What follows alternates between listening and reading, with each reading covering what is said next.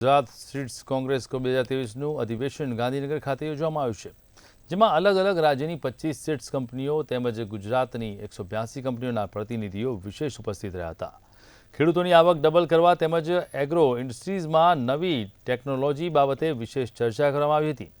Gujarat state કોંગ્રેસના પ્રમુખ doctor Narayan પટેલે આ આયોજિત અંતર્ગત યોજના વિચારો વ્યક્ત કર્યા છે।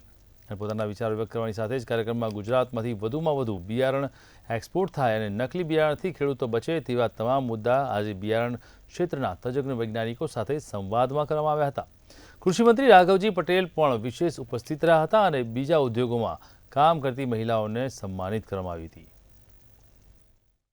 હું જે રાજ્યોમાં વેપાર કરું છું એમાં બધા જે કરે છે એમને ખ્યાલ હશે કે ગુજરાત જેવો જો સપોર્ટ સરકારને મળે એવું મેં ક્યાંય જોયો નથી।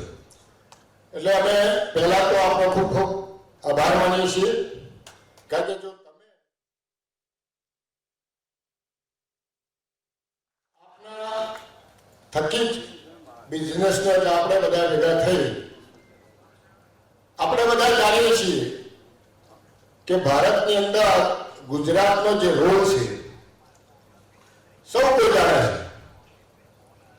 છે કે ગુજરાતમાં 5 જે ગવર્મેન્ટ થયા, પાટીલ સાહેબ ને મહેતા સાહેબ ને બધા તો અમારા એગ્રીકલ્ચર વાળા છે જાણે જ છે કે પહેલું વર્લ્ડની અંદર જો કપાસનો હાઇબ્રિડ કર્યું હોય તો ડૉક્ટર સીટી પટેલ સાહેબ અને એ ઇન્ડિયામાં અને એ આપણા ગુજરાતમાં છે ડૉક્ટર સીટી પટેલ સાહેબ।